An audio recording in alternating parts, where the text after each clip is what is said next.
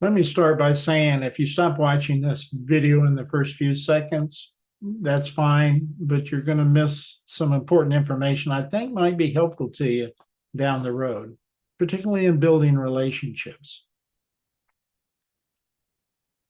Let me start by saying I left the corporate world 23 years ago because I was tired of beating my head against the wall. I consulted for another 15 years after that with both large and small companies before semi-retiring. And that's where I've been for the last few years, semi-retired. I felt I made a real difference for people struggling as leaders and functioning within an organization with a toxic culture as a consultant. It's a little freer to do the kinds of things I think would help. I've spent the last 8 years researching why we spend so much on developing leadership and people, but we're falling farther behind. What has become apparent from this research, and companies in the development field like DDI also discovered this, is we aren't building relationships, we're really destroying them. Over the 40 plus years of leading, consulting, and researching, I've really become pretty proficient in identifying behavior. Here's some of the behavior that I am noticing over the last few decades. I've seen our government dissolve into a party of power struggles. I've seen religion, once strong relationship builder, is splintered and conflicted right now. We no longer refer to our country as the United States of America. We're red or blue states, and we're in constant conflict all the time. We aren't the people anymore. We are classes of people. White supremacists, Antifa, middle class, the super rich, homeless, unemployed, Republicans, Democrats, and all of us are at odds with each other. I've asked myself, what disease has created all these symptoms in our country? And it's relationships. We aren't building relationships anymore. We're actually tearing them down. Once more, technology is accelerating or destroying relationships at a supersonic speed. Now, while in the corporate world and as a consultant, I had the benefit of conducting hundreds of assessments on all sizes of organizations involving thousands of leaders and employees. I led people who are now leaders. I developed a whole lot of people using those assessments. Communication was consistently listed as a significant need for change from those assessments. Over the years, I realized communication was too broad to identify the root cause of the problem, though. I eventually narrowed it down to interpersonal communication. Now, most people think they are great communicators if you ask them, but others who rate them list communication as a development need most of the time. Because you can talk and hear and you're assigned a leadership role does not make you a good communicator or a leader. It wasn't until recently that neuroscience has successfully, through MRI technology, been able to determine how our thoughts are impacting our brains. We learned that our brains are divided into two parts, and that the left brain focuses on logic, reason, data, and detail. There's also partly where fight or flight survival behavior is generated, and a lot of negative feelings like frustration, anger, fear, and judgment are created out of the left brain.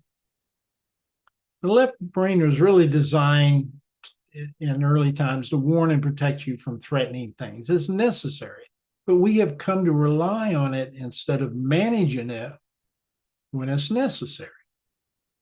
Creativity and more pleasing behaviors are generated out of the right brain, like compassion. The right brain opens your thoughts to more positive feelings, which generates dopamine, for example, which provides a euphoric feeling, produces more evident thought processes, and we develop out-of-box thinking out of the right brain. We could go on for hours about this topic, which I really don't have time to do in this video. But what is relevant and beneficial is the connection this research has to interpersonal communication. The MRI research could not discover this information if it were not for people communicating with each other. It would be impossible to know what we know about the brain without describing what we think to others. This revelation, clarified that interpersonal communication and relationships are essential to how the brain works. It also became clear that our lack of interpersonal relationship skills lead us to realize the left brain, far more than the right brain, is what we use. The lack of interpersonal communication skills leads to more survival thinking. Neuroscience research explains why nonverbal communication, for example, facial feature, posture, tone, inflection, eye movement, and personal space, correlates to more right brain activity. The right brain is the side that opens up emotions and feelings. Communication research shows that almost 90% of the meaning someone attaches to a message sent to them is based on nonverbal behavior. Why?